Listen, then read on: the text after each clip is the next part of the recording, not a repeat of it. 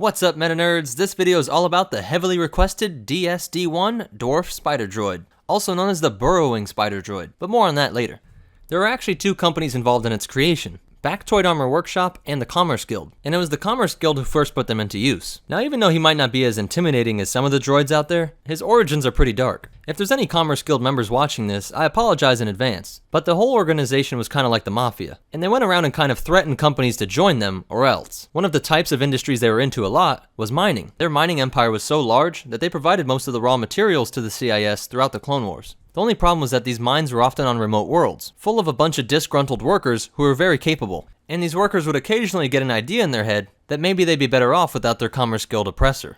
So the Commerce Guild needed both a droid that was small enough to fit in these mining tunnels, but also powerful enough to take out any opposition it might run into. They found a perfect balance of this in the DSD1 Dwarf Spider Droid. They were only 1.98 meters tall, or 6.5 feet, meaning most places that the Resistance would be walking around in would be tall enough for the Dwarf Spider too. Furthermore, their armament reflects this goal as well. Nothing fancy because they didn't plan on fighting real soldiers, and it was close quarters combat. So it had one big heavy blaster cannon, and if worse came to worse, it also had a self-destruct mechanism. Imagine the effect that would have when you're trying to take out Resistance in a mine shaft. On top of this, it had some really cool abilities. One was that it could change its firing mode depending on its opponent. If it was a bunch of infantry, it could fire more frequent but less powerful bolts. If the target was a lightly armored vehicle, it could then switch to a slower but much more powerful bolt. Because it was successful in deep underground mines, it earned the nickname the Burrowing Spider Droid. We actually have an account of the first time it was used. Commerce Guild President Shu Mai used the very first batch of spider droids to go track down some debts. There was a bunch of mining venturers who decided not to pay their monthly fee. They knew the Commerce Guild would send something, so they set up a whole bunch of barricades deep underground inside the mines. What they didn't anticipate was something like the Burrowing Spider Droid, which blasted right through all the rock and dirt that they had piled up to try and protect themselves.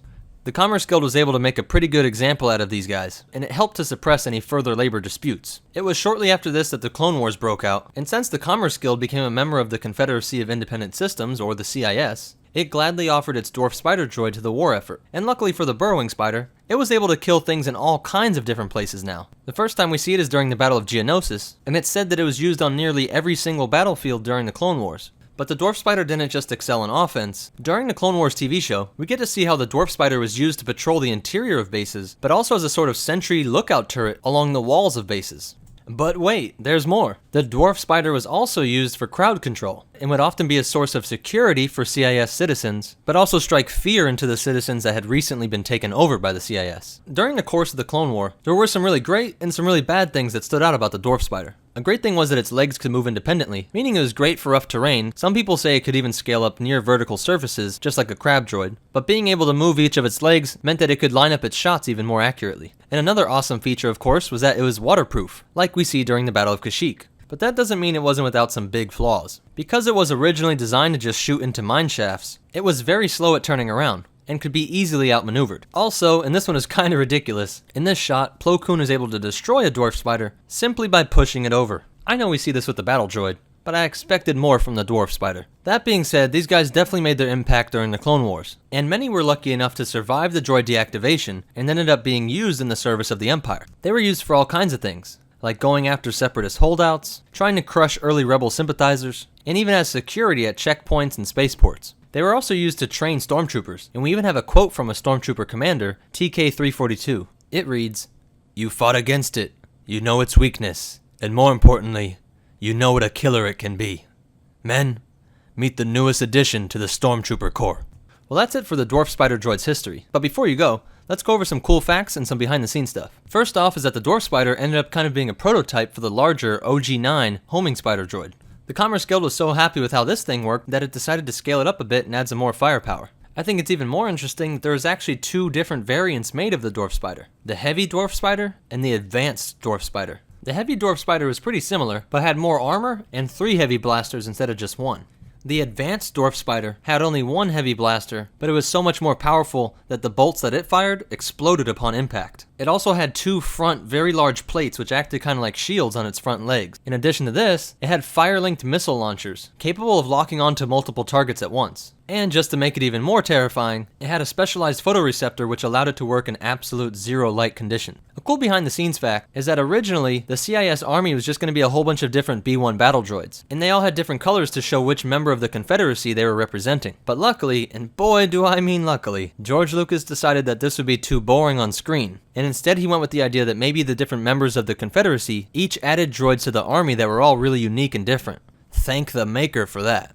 Well, that's it for the Dwarf Spider Droid. If you liked it, go ahead and hit that like button, and let me know what you thought in the comments down below. If you want to help decide which video we're going to do next, be sure to vote in our poll. You can click on it on the top right of the screen. And if you want to study the Star Wars universe even more, there's all kinds of free websites online, like Wikipedia, but there are also tons of amazing books. If you've ever wanted to check those out, check out the link in the description. It takes you to one book in particular, but be sure to browse around for whatever topic you want. Anything you buy through that link shoots us a small percentage. That way we can help Meta Nerds grow and work to making this a full-time thing. But even more important than that, remember, the Force will be with you, always.